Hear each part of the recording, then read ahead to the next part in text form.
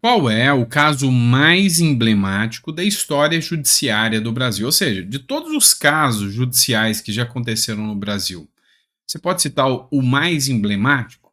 Eu te cito. Faz pouco tempo, não faz nenhum ano. 8 de janeiro. Pois é. A invasão da Praça dos Três Poderes e aquela situação do 8 de janeiro vai entrar para os livros de história como o caso mais emblemático que o Brasil já conheceu dentro da sua justiça. E aí, a grande questão é: acertos ou erros? Tem juristas que defendem, outros, como eu, que acham que foi um grande erro judiciário, acha que a competência não é adequada, acha que a forma que foi conduzida foi exacerbada, as penas extrapolaram, mas enfim, o que a gente precisa analisar aqui? Analisar como que está tudo isso, como que está sendo, sabe, conduzido o julgamento do 8 de janeiro. Dá uma olhada nessa matéria do Estado de Minas e eu garanto para você, é assustador o que você verá aqui agora, e eis um dos motivos desses casos de 8 de janeiro serem tão emblemáticos. Perícia da Polícia Federal, da própria Polícia Federal, contradiz Moraes sobre a presença de réu do 8 de janeiro em QG do Exército. Essa matéria é do Estado de Minas Gerais. O ministro do Supremo Tribunal Federal, Alexandre de Moraes, afirma que o bolsonarista chegou em Brasília em 7 de janeiro. Entretanto, o perito analisa e afirma que foi na tarde do dia 8. Foi na tarde do dia 8 de janeiro. Essa matéria é da Constança Rezende, ou do Constança Rezende, não sei te dizer. E, enfim, uma perícia que foi realizada pela Polícia Federal no celular de um dos réus acusados de envolvimento nos ataques do 8 de janeiro mostrou informação oposta à usada pelo ministro Alexandre de Moraes, do Supremo Tribunal Federal, em decisão por sua condenação a 17 anos de prisão. O laudo do Instituto Nacional de Criminalística, anexado à ação penal, diz que o réu Eduardo Zeferino Englert, de 42 anos, que foi preso dentro do Palácio do Planalto, chegou em 8 de janeiro, no dia 8 de janeiro, só chegou a Brasília às 2h15 daquele dia. Porém, o ministro havia afirmado que ele chegou à capital no dia 7 de janeiro e ficou no acampamento bolsonarista montado em frente ao quartel-general do Exército até o dia seguinte. Uma situação como essa é capaz de invalidar o processo? Totalmente. É um erro que é de difícil forma para ser sanado. E aí, tira com toda certeza até a credibilidade. Por quê? Porque houve ações em massa.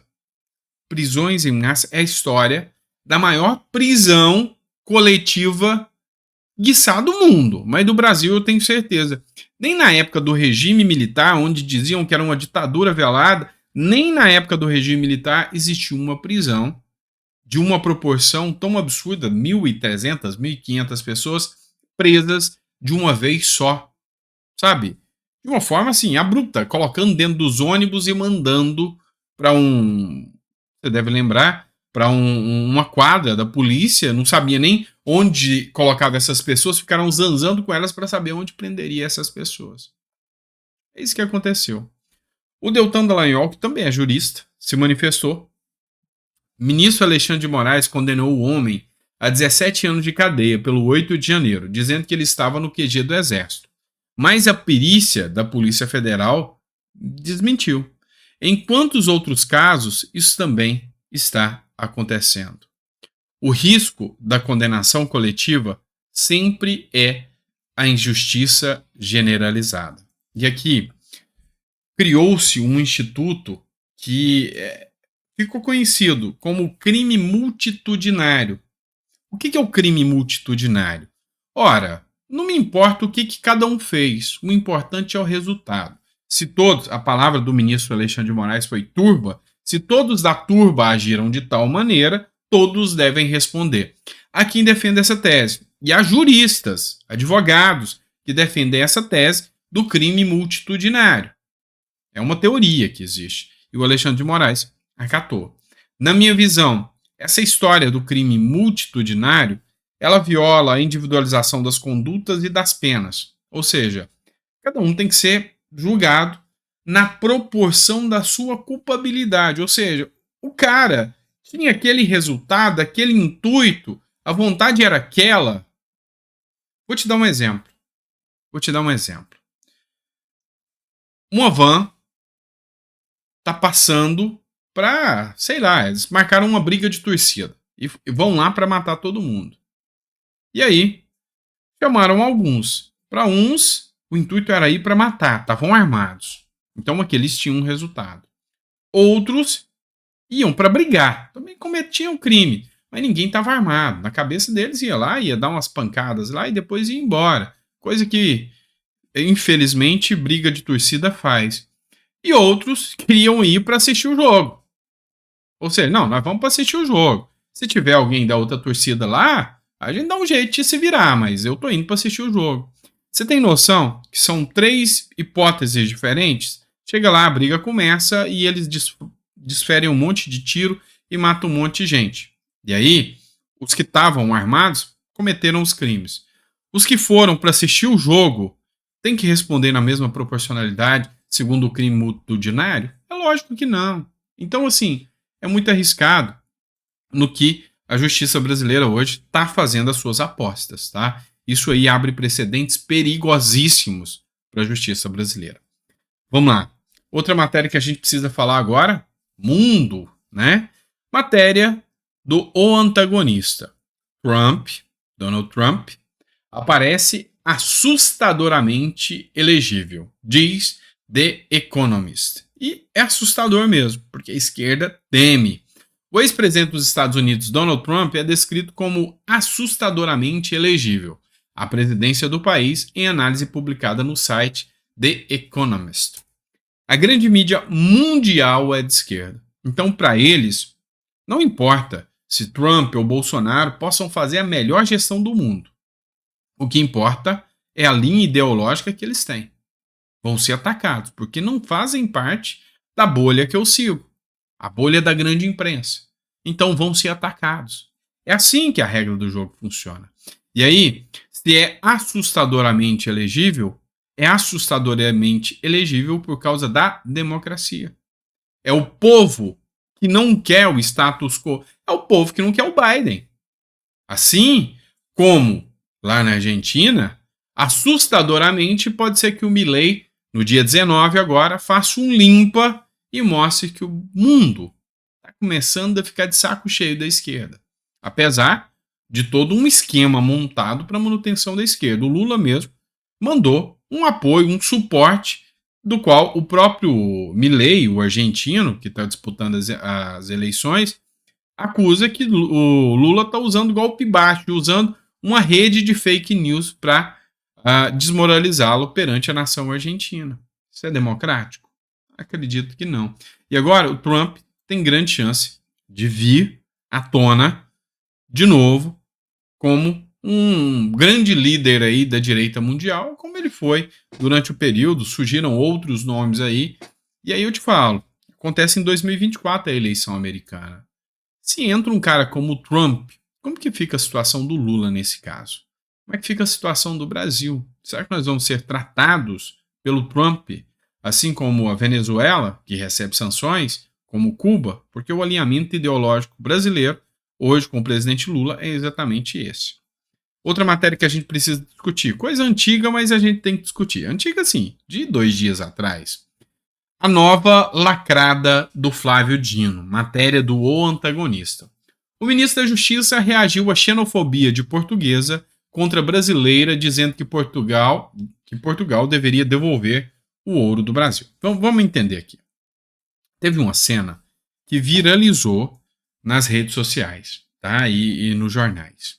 Uma brasileira filmou uma portuguesa praticando xenofobia contra ela. O que está acontecendo lá em Portugal? E se tiver alguém que é de Portugal, eu sei que tem muitas pessoas que me assistem de Portugal, estiver me assistindo, o que está acontecendo?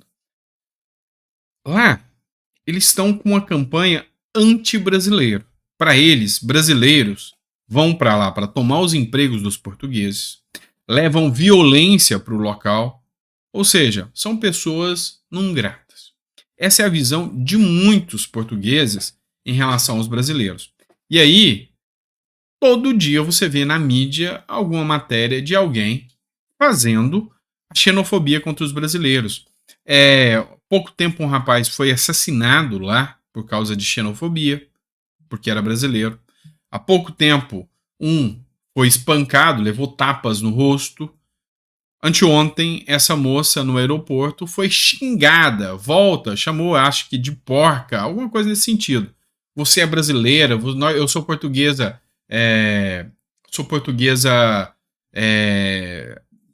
sabe, pura, e você não, uma coisa nesse sentido.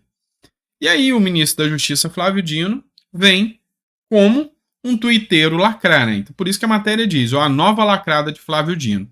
O Flávio Dino apareceu e falou o seguinte, olha, o brasileiro invade Portugal a hora que ele quiser.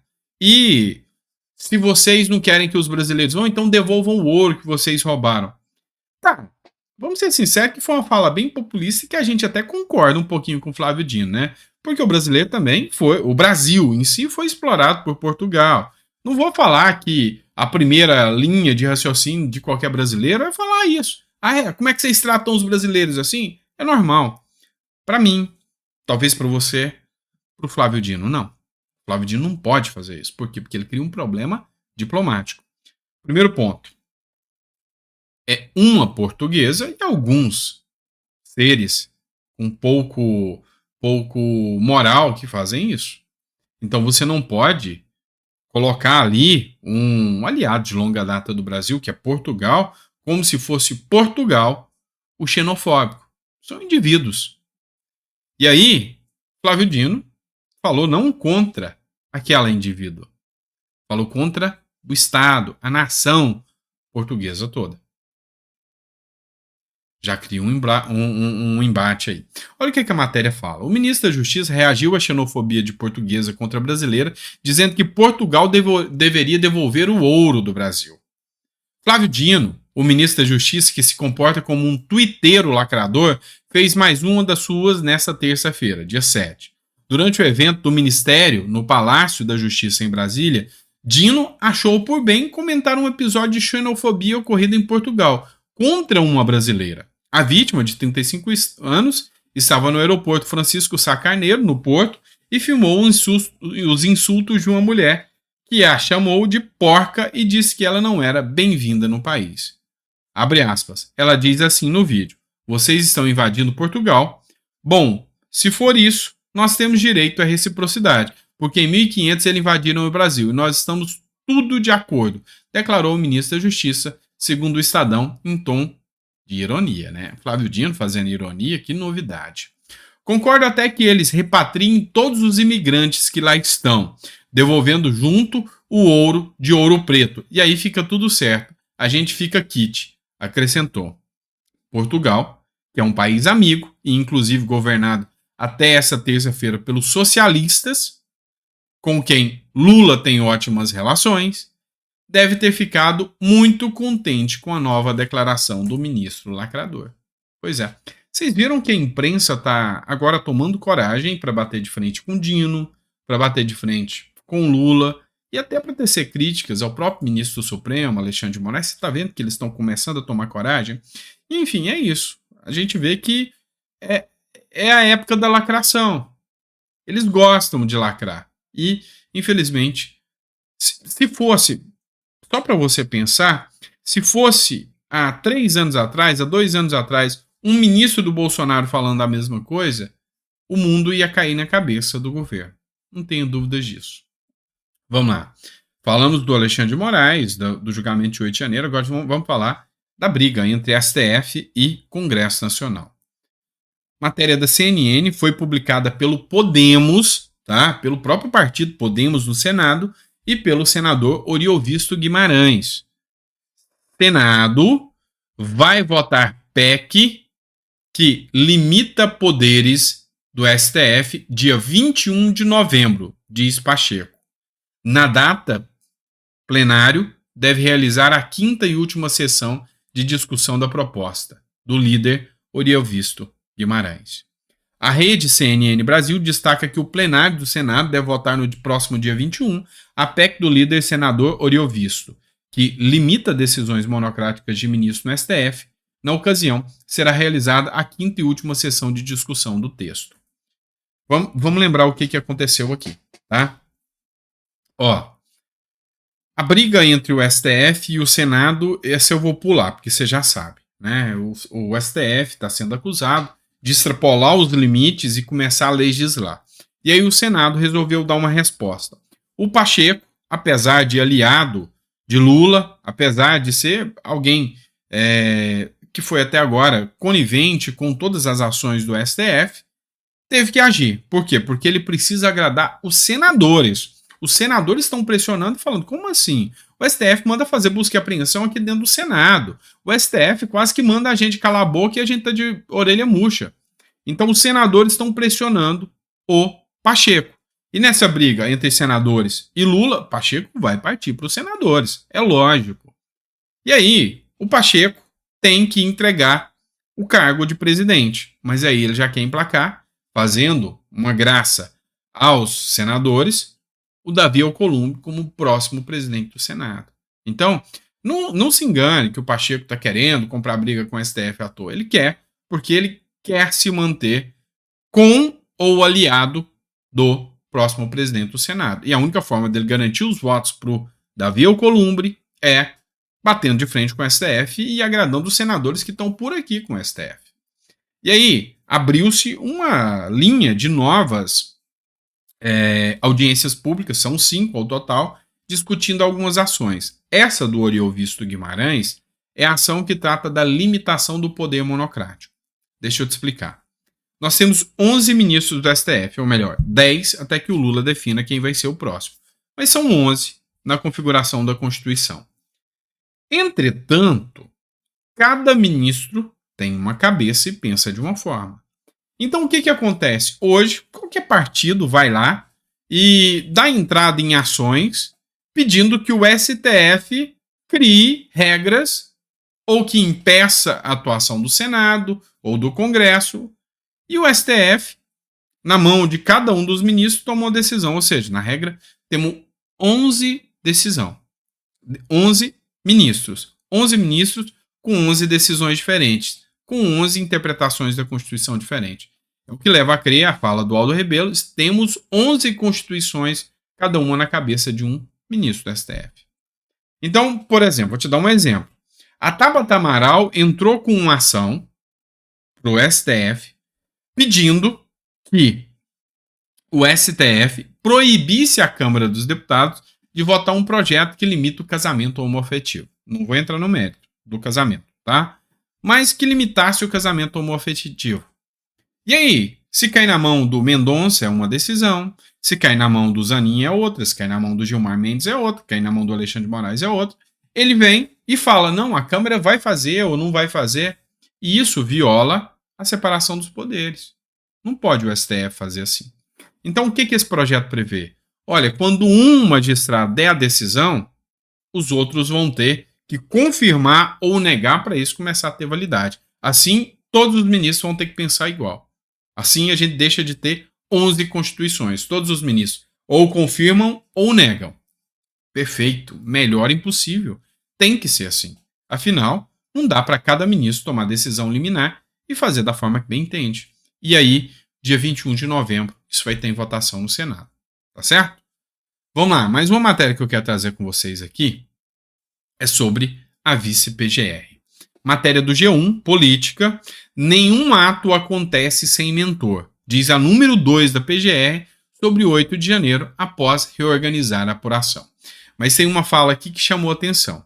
Em primeira entrevista, após assumir o posto de vice-PGR, Ana Borges diz que atos terroristas não foram fato isolado. Vamos lá. Os ataques do dia 8 de janeiro são considerados atos terroristas. As ações do Hamas não são consideradas atos terroristas porque a ONU não definiu. Só para te lembrar isso, tá?